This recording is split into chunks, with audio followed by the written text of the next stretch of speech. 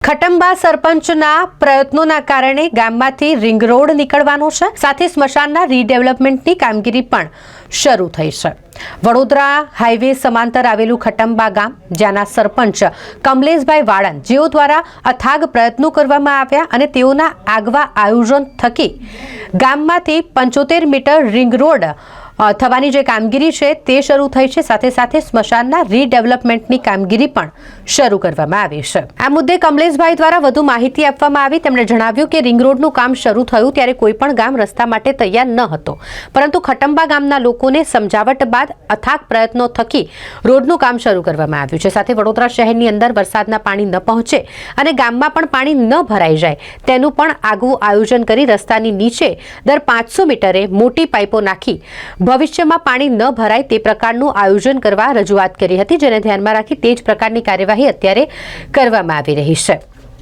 બીજી તરફ ગામમાં સ્મશાન એક જ ચિતા હોય અને વિસ્તાર ઘણો મોટો હોય, લોકોને ઘણી હાલાકીનો સામનો કરવો પડતો હતો। લોકોને શહેરમાં અગ્નિ સંસ્કાર કરવા માટે આવવું પડતું હતું। આ માટે પણ તેમના પ્રયત્નો અને રજૂઆતો થકી સ્મશાનની રીડેવલપમેન્ટની કામગીરી શરૂ કરાઈ છે। લોકોને લાકડા, છાણા સહિત અંતિમ સંસ્કારની તમામ વસ્તુઓ મળી રહે તે પ્રકારનું આયોજન કરવામાં આવી રહ્યું છે। બાજુમાં બગીચો પણ બનાવવામાં આવી રહ્યો છે, જેથી લોકોને સુવિધા મળી શકે। આ સાથે જ સ્મશાનમાં પહોંચવા માટે કાચો રસ્તો હોવાને કારણે લોકોને ઘણી હાલાકીનો સામનો કરવો પડી રહ્યો છે। ત્યારે વુડામાં સરપંચ દ્વારા રજૂઆત પણ કરવામાં આવી છે અને જલ્દીથી જલ્દી આ રોડ બનાવવામાં આવે, જેથી કરીને નાગરિકોને અગવડ ન પડે તે માટે પણ તેમણે અપીલ કરી છે।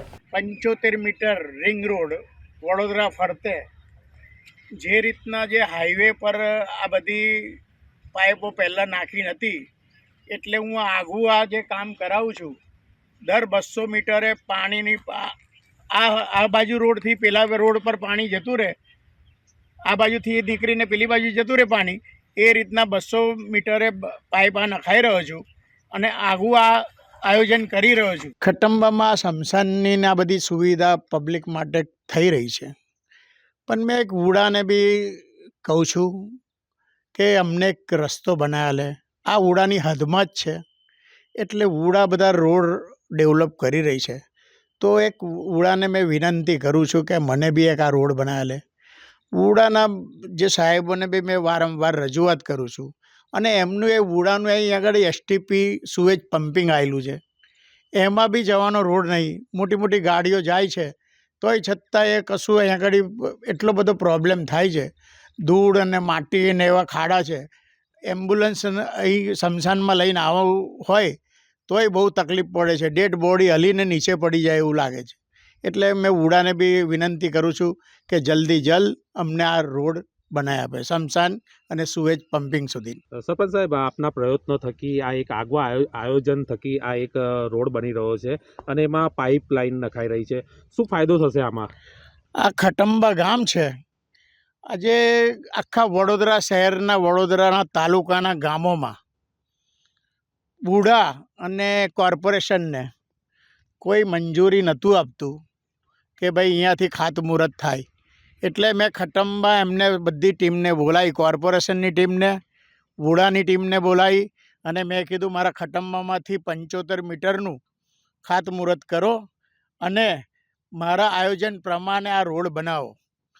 તો મેં એમને એવું કીધું કે દર 200 મીટરે મેં લેખિતમાં બી આપ્યું અને એમને મૌખિક બી કીધું કે દર 200 મીટરે મોટી મોટી પાઇપો નાખો કે ભવિષ્યની અંદર એમને અહીંયા પાણી બાણી આ બાજુથી પેલી બાજુ જવાનું હોય તો એની મુશ્કેલી ના પડે અને બાઢ જેવી પરિસ્થિતિ ના આવે।